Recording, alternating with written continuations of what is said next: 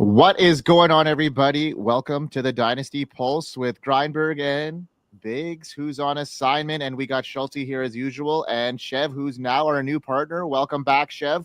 Always a pleasure to have you all on the show. It is the day after the massacre of Thanksgiving. Hopefully, you've been able to, recover from your food coma if you've had it or not. Hey, the only thing we did was massacred plates of food. Thank you very much. That's what I was talking about.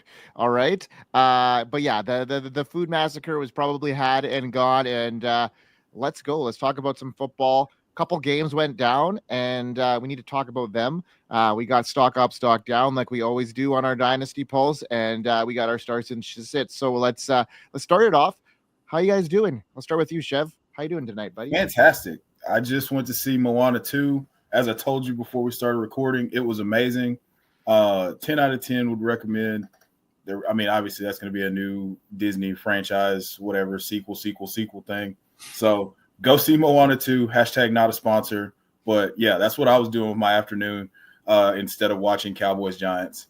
I caught the fourth quarter though. And good. Yeah. Enjoyable. Drew Lock touchdown stuff.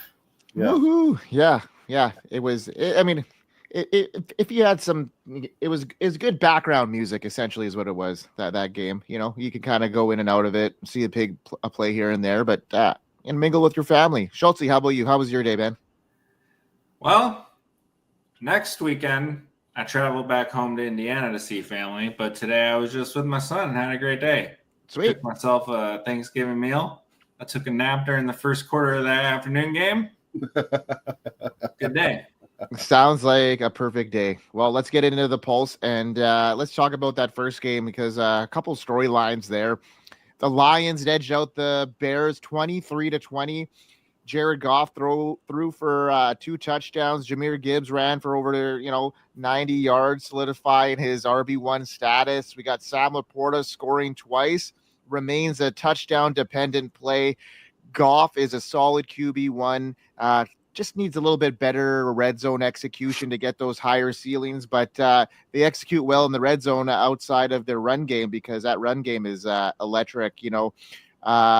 Sonic and what's the other guy's name? Knuckles. Yeah, let's go. That's a cool little combo there. What about those two guys? Chev, what did you get out of that game this morning? I got that if they're not going to continue to run the ball at maddening levels in the red zone, they're not going to be able to score enough touchdowns to put games out of reach early. Jared Goff is good when you keep him upright and not under pressure. But if you're asking him to be, super accurate, do some wild stuff and create, that is where, that's where you're going to lose him. I mean, he did throw 2 touchdowns to Sam Laporta.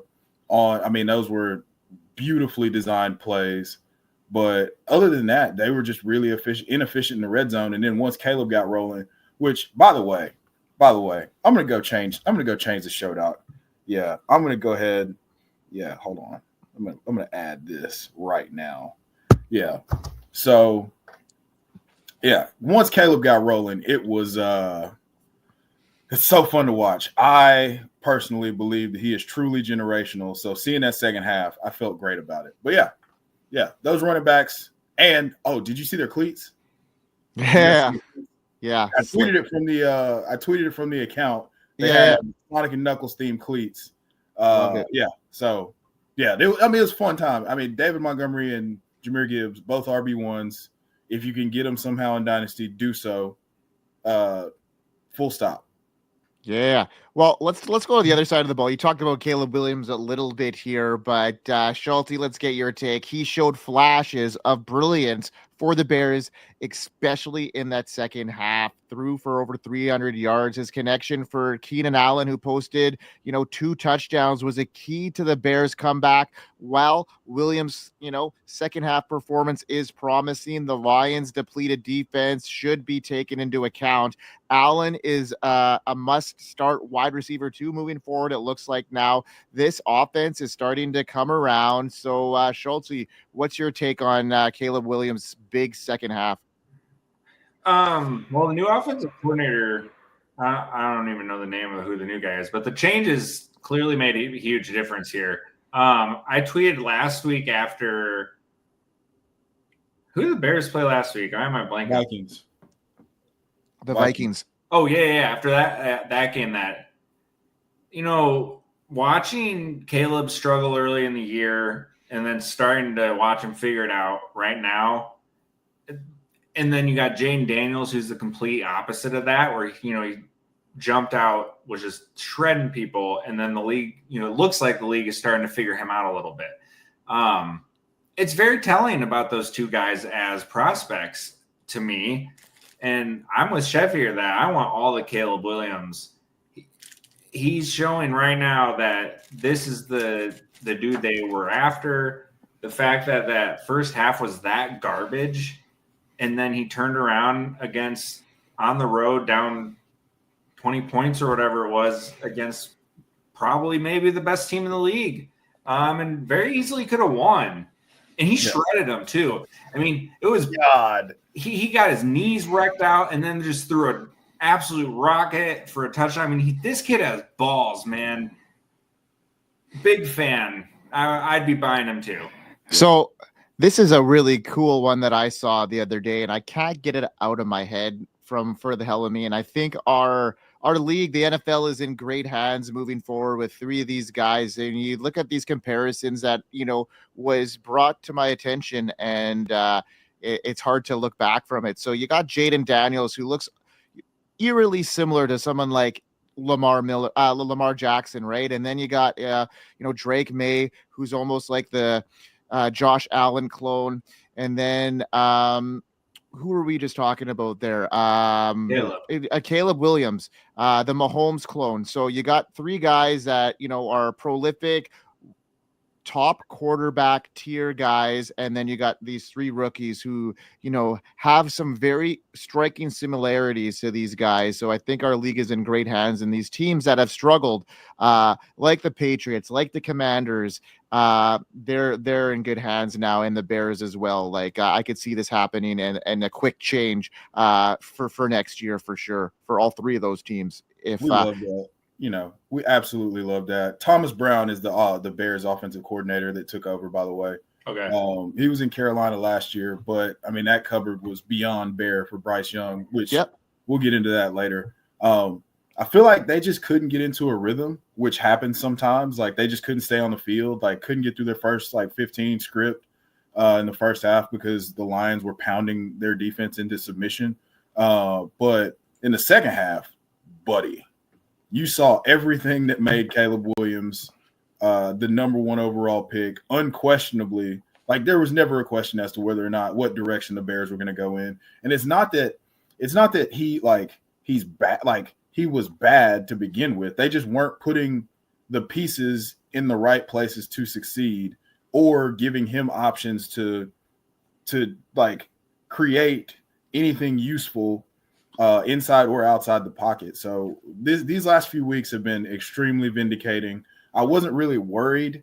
Sometimes it takes longer for things to come to fruition. But now that he seems to have gotten a grasp and has like a mind meld with his that coach play caller mind meld or quarterback play caller mind meld, he's been absolutely electric. So yeah, I loved what I saw today, but also I'm a Caleb apologist to the core. So that play he had today where he scrambled looked like he was about to run it, but then flattened himself right before the line of scrimmage at the sideline and flicked it to DJ Moore instead of running it.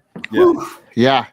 Oh, what a play. And then, well, speaking about DJ Moore, I mean, he did salvage a quiet game with that late touchdown, but he remains, after the last couple of games, since the coaching change, like we mentioned, they're designing him a lot of plays closer to the line of scrimmage. They're not his ADOT has shrunk quite a bit, but his target share has been there. He's been catching every single one of his balls, and he's a playmaker, and he's able to get the first down when they need him. And unfortunately for Roma Dunze, it looks like these two veteran guys are starting to really click with their rookie quarterback. They're where they need to be in the right spots. And Caleb is relying on these guys. So, I can see this Bears team starting to really start changing things up, gaining some momentum here in the stretch, and helping fantasy teams win some championships here with some of these guys that you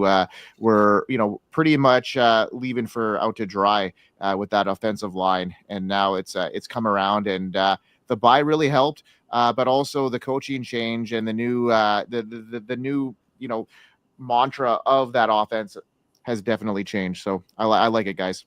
Yep. 100%. All right. Let's move on to the Giants and Cowboys, and that was have to. We don't really have to. We could talk a little bit about it because one story I really want to get your guys' opinion on here is why the hell were the Cowboys giving the fullback the ball so much? Yeah. Well, I mean, I was worried. There's two storylines here. There's the CeeDee Lamb one that I want to talk a little bit about, and then Tyrone Tracy as well, because he looks like the guy that has the most, juice. He looks great. Obviously, the fumbles were an issue with him 2 weeks in a row. So the coaching staff may be a little bit reluctant to give him the ball. But when he has the ball in his hands, he's electrifying. We saw that, in the limited touches he had today, which is unfortunate. So what are your guys' take? Are they going to trust him a little bit more, seeing how much more efficient he is with the touches, Schultzy, do you think? Are you talking about Tracy? Yeah.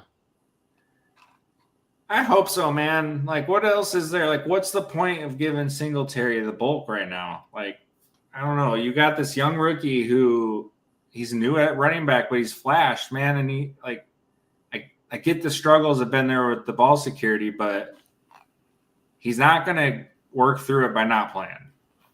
What about you there, Chev? Are you looking at this like I need the harsh reality here because, I got a lot of Tyrone Tracy stocks, and he's in a flex position in a lot of my leagues. So I'm looking at him as starting on the line with guys like today I had a tough one. Like, was it starting him or Marvin Harrison Jr.? And tough one. Marvin Harrison Jr.'s got a great matchup. So did Tyrone Tracy. And then you see the usage here. And now I'm going to be like, I'm a little bit more reluctant now as a must start now, even in flexes, in some of my deeper leagues. So for me, before he started the fumbling problem, which started, if I'm not mistaken, in the Germany game, he was getting workhorse volume. I think my very first appearance on the show, I was like, Tyrone Tracy is my start of the week. And he then had two plays that directly cost them the game in the Germany game. And since then, he's fumbled in every game since. I don't think he fumbled today, right? No.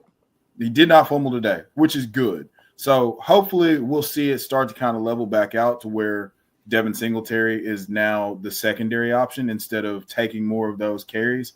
I mean, you did see him play quite a bit in the 2-minute catch-up mode situation in the fourth quarter, which was great to see because he made a play there where it's very obvious that he is their second most talented player on offense. But for me, I would love to see him go back to that workhorse volume that he was getting. Steelers week, Carolina. If he can return back to that, I would feel great about it. And I think that that's where they're going to head. But he's just got to hold on to the football. Like, we can't, there was, I forget the running back's name back in the day for the Patriots that was really good that just could not hold on to the ball. Stephen Ridley. Like, he would be electric with the ball, and then he would just fumble out of nowhere. And that ended up, he ended up just getting written out of New England because he couldn't hold on to the ball. I think that if he holds on to the ball, he's a locked and loaded volume high-end RB2, and they're using him in the passing game now, and they're going to be losing a lot, so he should get receptions. I feel a little bit more confident after today, even though Devin Singletary did have 7 carries and a target. I think that if the game script is more neutral, that should benefit Tyrone Tracy to be around 17 touches a game. And you know what? I think of some of that usage for Singletary was earlier on in the game, kind of given the, showing the point, you fumble, you're going to have a little bit more competition. And then Tyrone Tracy was clearly the more efficient guy. and the Giants needed him later on in the game. They used him, especially in the 2-minute drill, like you mentioned. But he was starting drives a little bit more frequently in the end of the game there. Now, my biggest fear, it looks like it's coming to fruition here with this CeeDee Lamb situation. A lot of guys were, optimistic still about his situation with Cooper Rush, because 2 years ago when Cooper Rush came in and took over for Dak, CeeDee Lamb had some spike games and was still proficient. Now, I think that situation is a lot different. They don't have a run game anymore. Rico Dowdle, looked better today. He looked the best he's looked all season, but he's not a formidable guy that, is going to take coverage off of CeeDee Lamb or have to take, that extra coverage off of him. I looked at him today and he was getting triple covered quite often. And it was just, he's banged up a little bit. He's getting hit hard. He's getting those small little dump off passes on the line of scrimmage. He's not getting looked downfield either. What's your guys' take now? Are we in panic mode now? I'll start with you, Chev.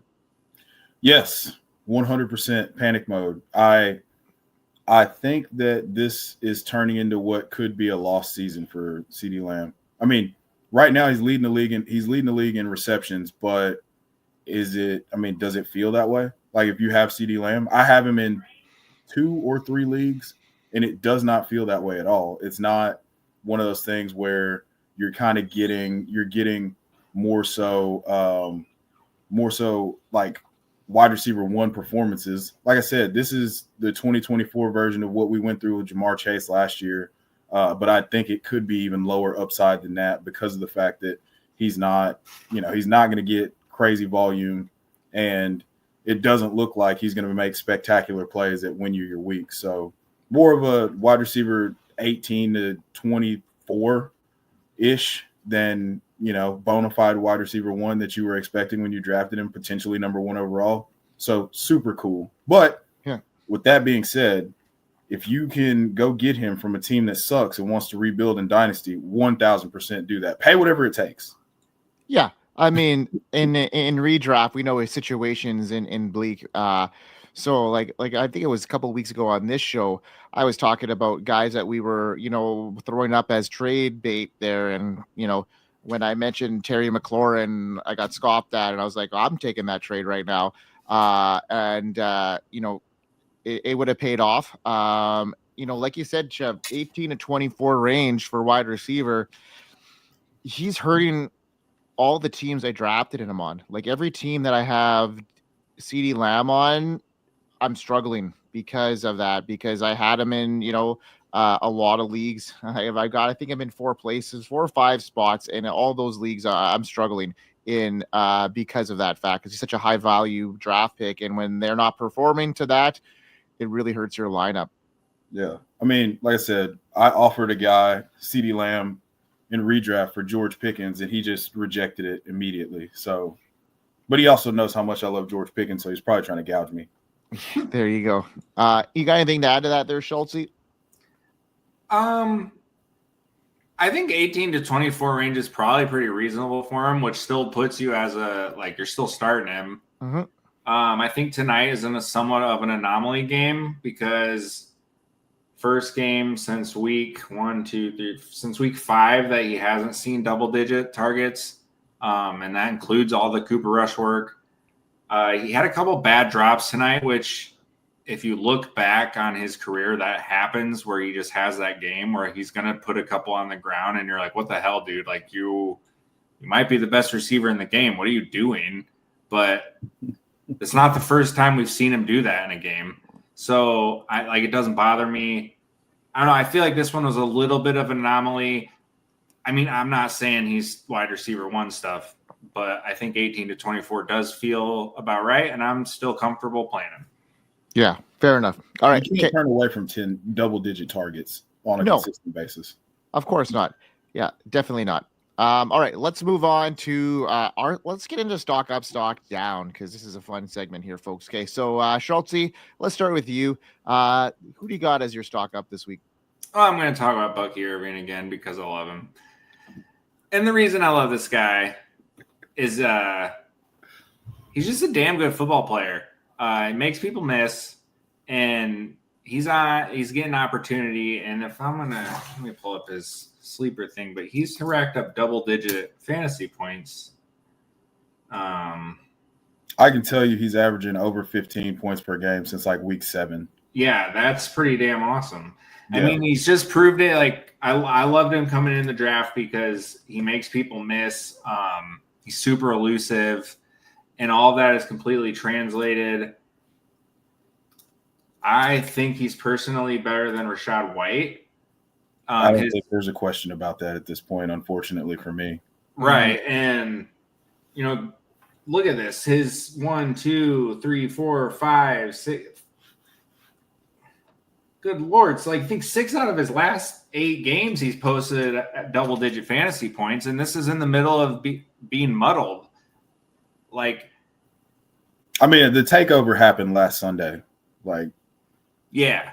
That was, you know, that was the changing of the guard. Double-digit carries 2 games in a row for him, 6 targets last week. Bucky Irving is here. I just love the guy, and the price is not going to get any cheaper anymore. So go get him now.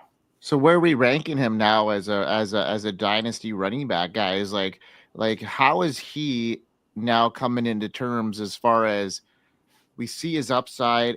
You know, Rachaad White is, you know, he's looming, but you know, he's a 5th round draft pick, and he doesn't, you know, they're not in bed with him. You know, he's a good depth piece at this point. I mean, if we have to talk about reality, I mean, we're 1 year off of him being a top 7 running back, and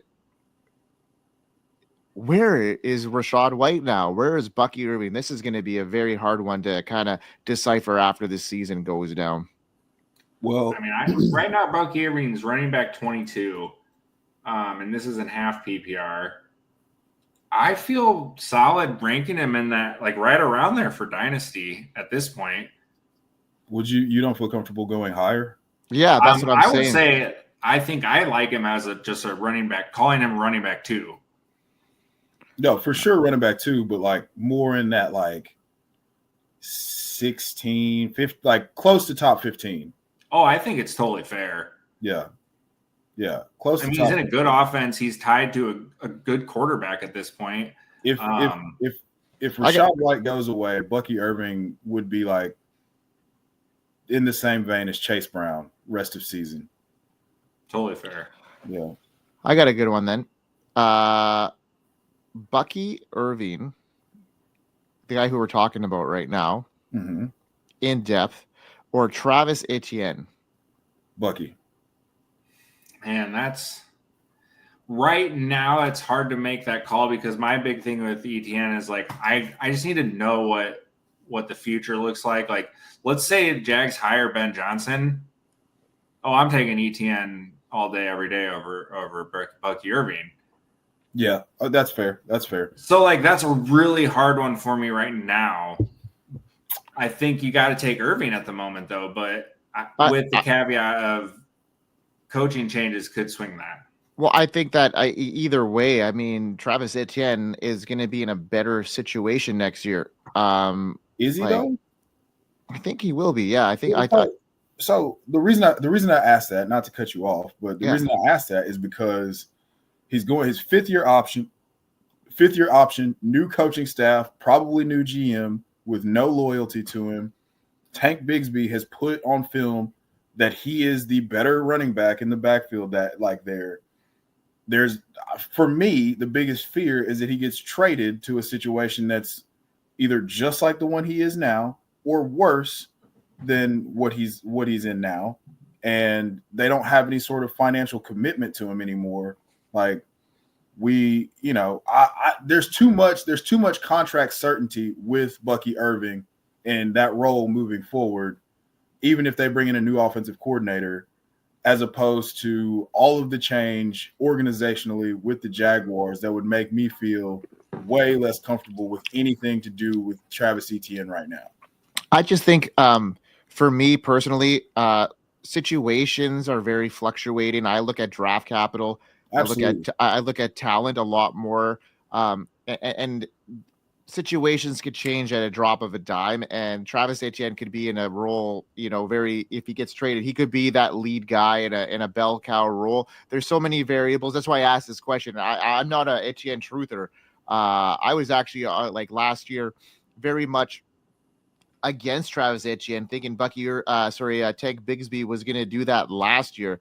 And I ate a lot of crow last year because of it. And now it's coming to fruition this year. So just tempering my expectations, but just understanding that Travis Etienne could be in a situation, and that first round draft capital has kept him in the Jaguars lineup quite a bit now. And I think that could definitely put him in a position where people are going to, want to have him on his team. So yeah, like right now I have Bucky ahead of him. So for sure. No, you made an important point there. It is important to be a thermostat when it comes to these types of things instead of a thermometer, because obviously if you have Travis Etienne right now, you couldn't get a wooden nickel for him. So like you can't sell him right now, but at the same time, like I don't know that I would feel comfortable buying him either because of all the things that I laid out before. If I'm trying to acquire a player, it's Bucky. If I was trying to sell a player, it would still be Bucky because I know I could get more at this point for him. For sure. Value is value, right? You know what I mean? And it's just a number, and I'm not in bed with any player. Like I'm willing to trade him for the right price, like if someone's willing to pay an arm and a leg to get Jamar Chase off of me, I'm willing to entertain that. Ooh, man, that would be tough. I mean, I'm pretty sure if you have Jamar Chase, your team is contending or close to it. So, or on the fringe. Dynasty leagues where people are willing to pay for those kind of guys. They just send you the shittiest offers. Yeah. Well, I mean, I find that you really, especially at this time of year, if you're a contender, you really have to overpay in order to get anything. But you know what? If you're contending, do it, because at the end of the day, you're in it for the biscuit, right? And everything changes. Like I went all in last year and didn't win, and then I didn't have any draft picks, but then I traded a bunch of players, and I had 4 draft picks in the first round, and I got a bunch of, I got my Ladd McConkey, I got my Jaden Daniels, and now I'm a competitive team. So you could just do things with it. So I'm an all-in kind of guy. Yeah. All right, let's move on to yours, Chev. Who's your stock up? It's 2 guys. It's 2 quarterbacks. You're going to notice a theme with me in these young quarterbacks: Bryce Young, Bama Bryce, and Caleb Williams. So Bryce Young this past week put the best game that he's played as a professional on film, and it was. Yeah, there's a clip on Twitter, the platform formerly known as Twitter, where he is just dropping dimes, and he's throwing with anticipation. He's throwing into tight windows. He's throwing people open. He's moving around in the pocket. It's everything that you drafted him number 1 overall to be. He is not dead, and I think that even though the value is a little bit more inflated now, I would absolutely love to try to go ahead and get him, because you might be able to get him for a late first. Probably could get him for like a second or 2 seconds. And I would be willing to pay that price, because it's not looking like he's going to get replaced in Carolina. It's looking like they're probably going to get him some more help on defense, or potentially another weapon. So Bryce Young was my first. Caleb Williams is my second. Again, putting it all on film. Thomas Brown, the offensive coordinator, has the play caller QB mind meld, and they're putting it together. He's finding – I mean, this was going into this season – a lot of people talked about this being the best situation for a rookie to come into. And now they're unlocking Keenan Allen. They're using DJ Moore in the way that he's supposed to be used. Rome Odunze is getting the targets. He didn't get the targets today, but he's got, if I'm not mistaken, he has 4 games with 10 or more targets since week 7 or since week 8 or their bye. So all of it's coming together for Caleb Williams. I would be aggressively trying to acquire him, because this window is going to shut if it's not already shut, and it's not going to open back up again for another 3 or 4 years, or something catastrophic injury. We don't wish that on anybody, but it's not going to be open again for a long time. Yeah, and I like your take on Bryce Young too. I think that he's ascending as well. I mean, Schultzy, we were pretty high on him headed into this season, and that whole Carolina offense, and it just kind of fizzled out. But I think the pause they took, taking him out of the game. Canales did some really good stuff with Geno and Baker Mayfield, and now they're both thriving. And maybe that pause. Look what happened to Anthony Richardson when Steichen did it as well. You know, it could be the new wave here. Get these guys some playing time, sit them a bit, let them reflect, and then they've been pulled. So what do they have to lose now? Now they're playing with a little bit more swagger. They've been pulled already, so that fear is kind of out of them now, and now they can make those throws that they weren't necessarily willing to do before because they were afraid of getting yanked from the game. And now Bryce Young's playing a little bit more confident. He's throwing those balls right in the breadbasket. David Moore was fantasy relevant last week because he was literally just walking into the ball in his mitts because Bryce Young was dialed in and he was throwing the ball really well. So I want to see more of that. And this offense for the Panthers is looking a little bit more than than it did a couple of weeks ago. So let's go. I like that call. Now my stock up is Trey McBride. I'm not sure how much more he could get higher, but I think if he scored a touchdown in a game, his fantasy value would even skyrocket even more. I mean, the guy is just putting out a performance, and Brock Bowers and him are going to be probably the talk of the offseason, just like it was last year with him and Sam Laporta. And I was the Trey McBride truther then, and I'm a Trey McBride truther now. I will always be there. I went into some I went into some battles with Trey McBride and Sam Laporta last offseason, and people were throwing shade at me. And I'm eating, I'm having the last laugh now because, Laporta is a touchdown dependent guy. He needs to be targeted. He had 10 touchdowns last year. His regression was going to happen. Whereas, Trey McBride was a target machine last year at the end of last year, and he didn't score many touchdowns. He still isn't scoring many touchdowns. He's tight end 3 with 0 touchdowns. He has 2 touchdowns. He is tight end 1 overall. It just shows you where he's at, and this offense is going to start piling up points now. This division is up for grabs, and they're going to be playing each other tight. And I love the schedule for the Cardinals moving forward, and I just love the connection with him and Kyler Murray. So even though his price is high, I'm still thinking he is still on the rise. 100%. I don't think that we've seen the best of him as a fantasy option either. I'm gonna make a cut up of Kyler Murray just missing him in the end zone because he's had the opportunity where he's just wide open and Kyler misses him for like 3 or 4 touchdowns. He's dropped a touchdown. I know he dropped a touchdown in the San Francisco game. I say this because he's one of my most rostered tight ends. So whenever I see anything with Trey McBride, I'm like, yeah, we need that.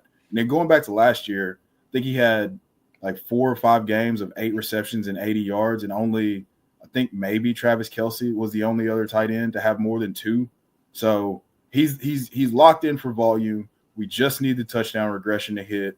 If he finishes with 6 or 7 touchdowns, which would mean he's going to go on a tear here, he's going to be the tight end 1. And then you can argue him or Brock Bowers, but give me the guy in the better offense. There you have it. All right, Schultzy, stock down. Let's go. This is my man, Trevor Lawrence.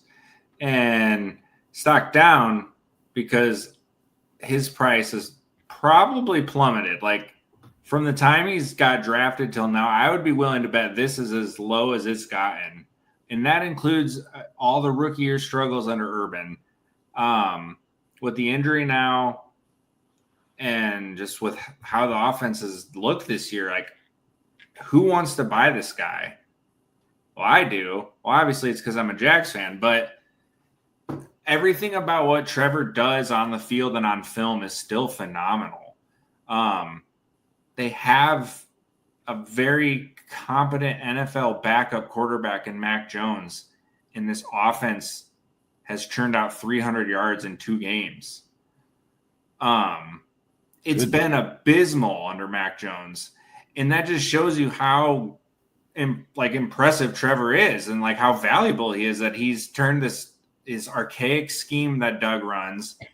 And he turned it into what the production they did have this year. Mac Jones made the freaking playoffs. Like, I'm not saying he's going to start and be like the dude, but he is a good NFL backup quarterback. Like, if he's my backup, I mean, he is, but if he's your backup, like you should feel comfortable with that. Right. And he came in this offense and they can't even get 300 yards in 2 games hardly. Like, Saquon Barkley himself has outgained this team under Mac Jones. Doug's going to be gone. And actually I pulled one thing up. And everyone, like, the thing people love to say about Doug, he's from the Andy Reid tree. Well, here's the thing. Andy Reid evolves and adapts. Doug does not. The Jags are 28th in the league in motion rate at 50.7%, and Kansas City is 7th in the league at 70%.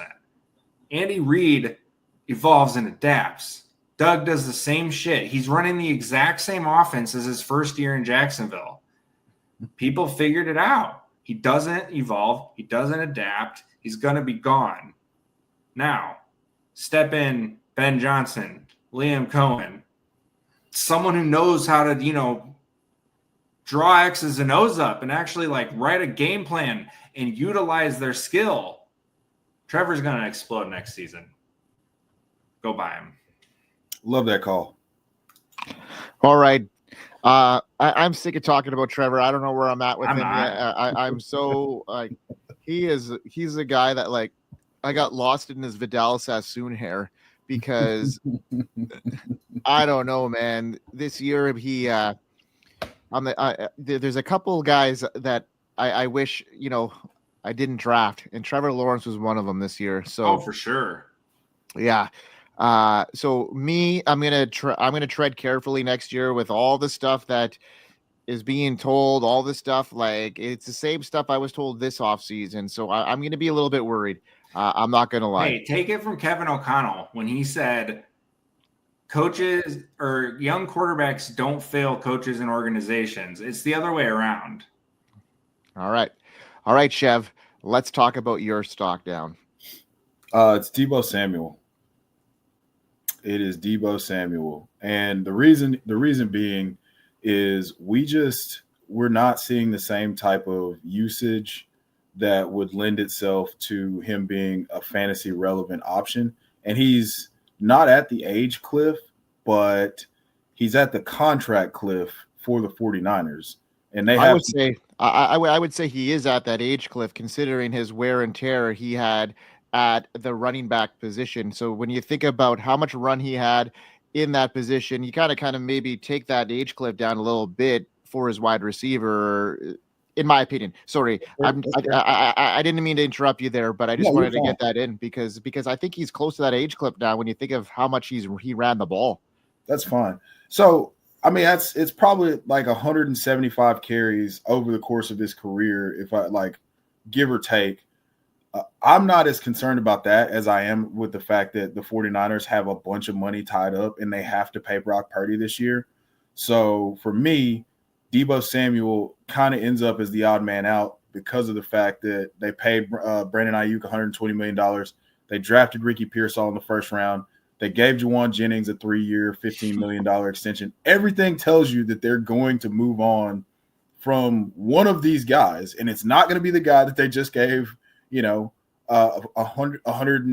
million to. It's clearly not going to be Juwan Jennings. It's not going to be Christian McCaffrey, who they just gave an extension to. Where does that leave Deebo Samuel? See ya. So I don't have any sort of certainty to buy him, and the type of player that he is, I just can't see him having or maintaining the same type of value in another system. So that's why I'm way down on Deebo Samuel, and I don't know how to proceed with him, because you're not going to get fair market value because he's not producing at a high level. Yeah, I'm not sure his value is ever going to get back to where it was. So it's almost like cut your losses now and get out. Maybe somebody is still holding on to the name value and maybe willing to pay a little bit more than what he's actually worth at this stage, because I'm out on him too, for sure. Yeah. I see that aging offense. Unless, the 49ers are in a weird spot. They're not a 500 team right now. And, they've got some aging assets there. So it'd be interesting to see this offseason what happens there. So, yeah, good call on that. My stock down is Devonta Smith. And it's a situation here where I know a lot of guys are still really high on him. He's an elite prospect. He's been playing, at elite level for many years, but he's facing some situations here that really makes me think that he's on the decline a little bit. AJ Brown, when he's playing, he's the stud, but Saquon Barkley coming in and stealing so much run is completely changed that offense in a great way. They're hitting on all cylinders and they're running the ball quite a bit. They've got a lot of targets in the red zone that have been gobbled up by not only the tush push, but now Saquon Barkley, who is, I was worried about, Jalen Hurts taking a hit with Barkley here.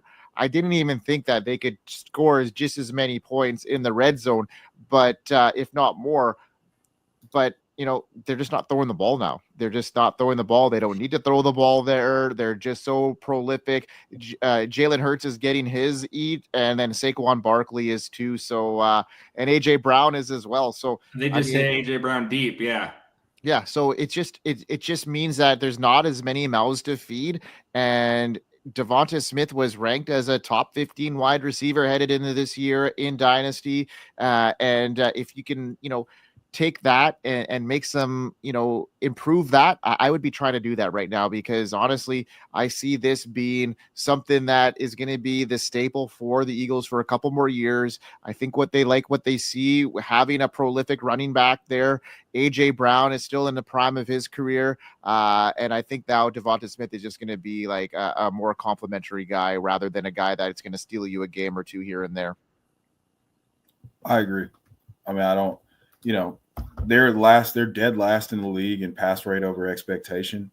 Saquon Barkley is clearly, they're putting him in MVP talks. He's not going to win, obviously, but he's on pace to break if I'm not mistaken, he's on pace to break the rushing record and the scrimmage yards record. How could he not? He's had those couple games that are just ridiculous. Right. So there's only so many ways you can slice the pie and keep everybody fed. So Devonta Smith and Dallas Goedert seem to be the odd men out there.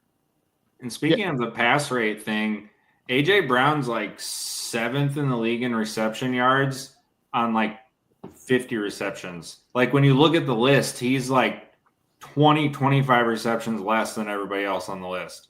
Yeah. And that's just kind of his thing. Like he's got a 20-yard per catch season under his belt already.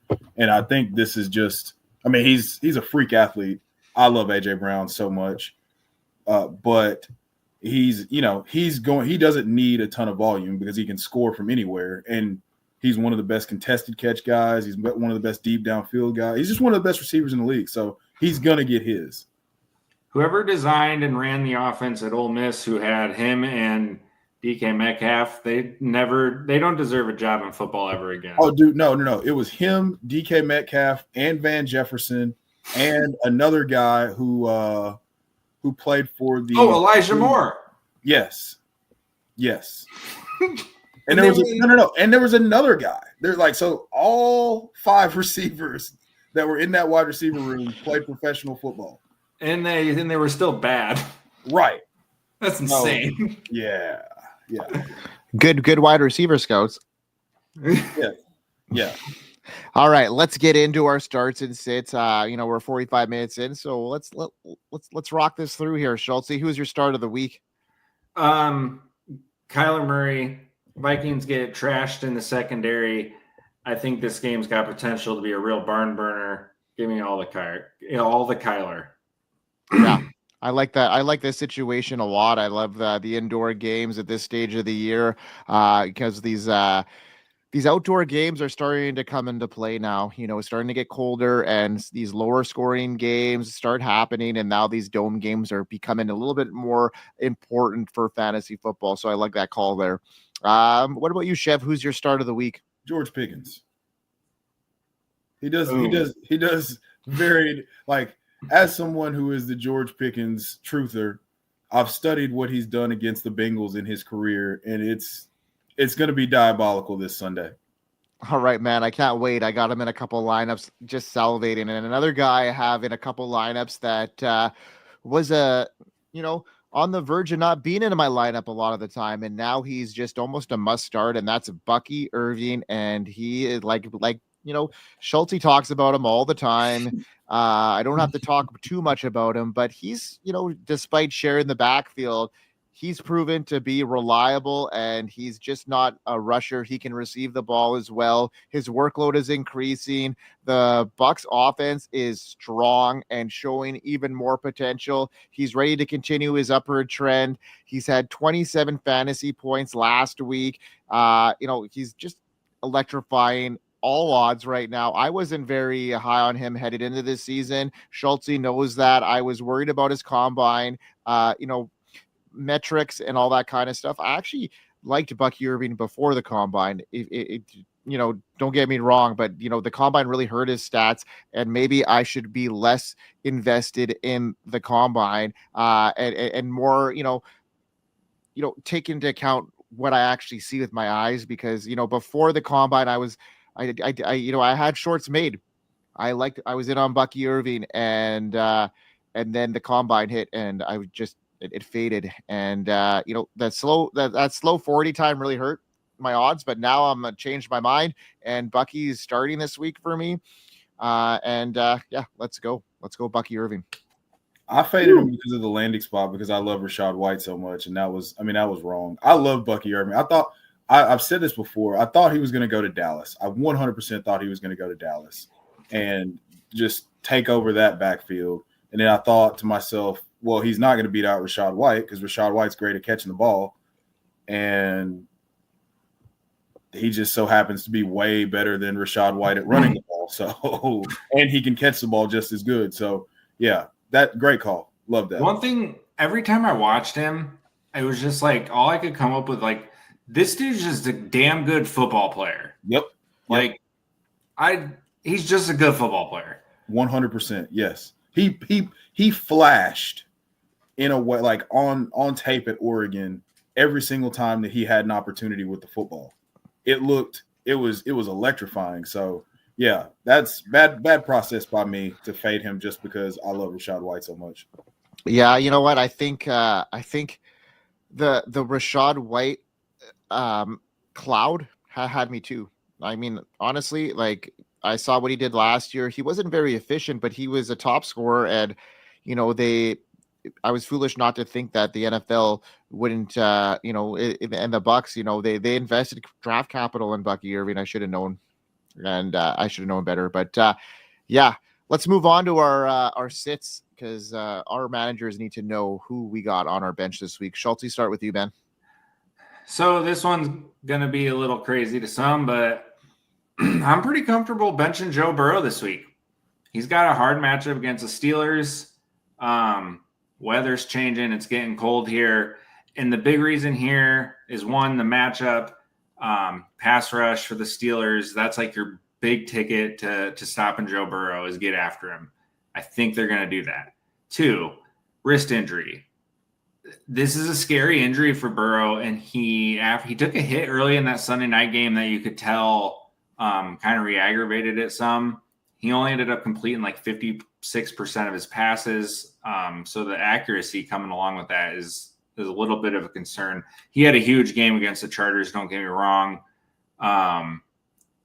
But this Steelers defense, like, they know Burrow, like, it's a division game, and I believe they've already played this year. So that second division game, am I wrong in that?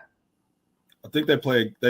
This is the first time that they played, and they play again in like week 18. Okay, I must have been thinking of the Ravens. Oh yeah, they played the Ravens twice pretty quick. Regardless, division game in late November in the AFC North. Yep. Burrow in his press conference got asked about the wrist injury and about the cold and if it was going to affect him, and he was pretty honest about it. He's like, I don't know. We're gonna give it a shot. I don't like it. I think there are a lot of options you could go this week that are safer than Burrow.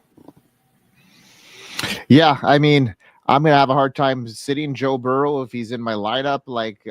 But there are some streaming options there that could definitely outperform him. So I don't mind that bold take there, Schultzy. Chev, who's your sit this week, man? Jameis Winston. Okay, yeah, I could see that. I mean, it's a dome game. Could be some points scored there. So I'm intrigued to know why. Oh no, it's not a dome game. Sorry, I'm on a totally different. I'm thinking, wow, it's been a long day.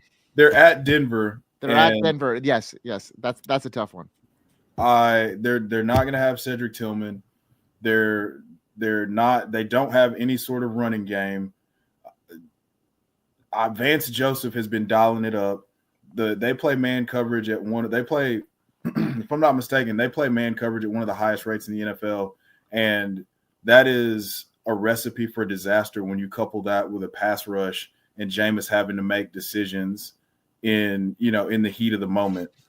I feel like I need to warn people that this could go very poorly, very quickly. We saw he couldn't figure out the Chargers defense, and they play a lot of zone, so he could completely dice up the Broncos because they're going to play man a bunch. However, I don't see that happening, and I don't see him being as productive. I mean, he had the rushing touchdown in the snow last week. Otherwise, it was a complete zero. He's about to hit a terrible stretch of really good defenses, and this could be 280 and 3 interceptions like it was against the Chargers.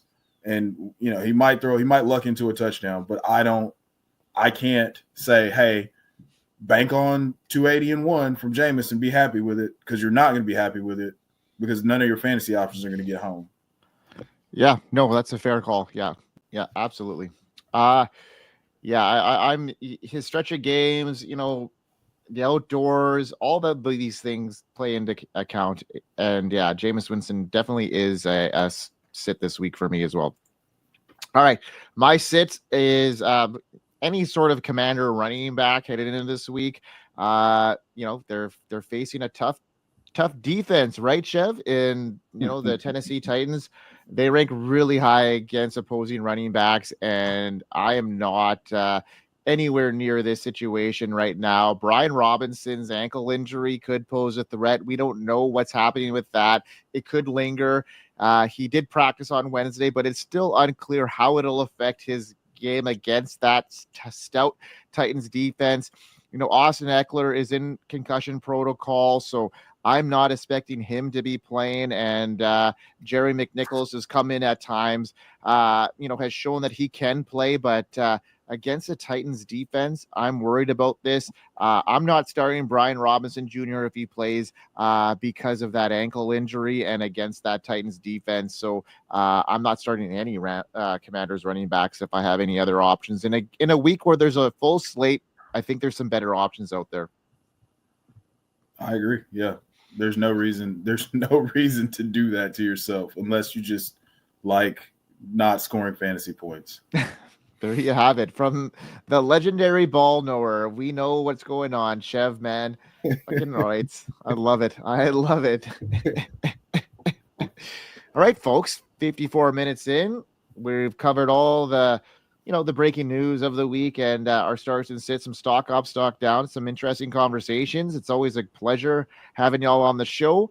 We'll be back next week. Some of us will be back. Schultzy will be away. He's in. He'll be going home. Going back home to visit for the weekend.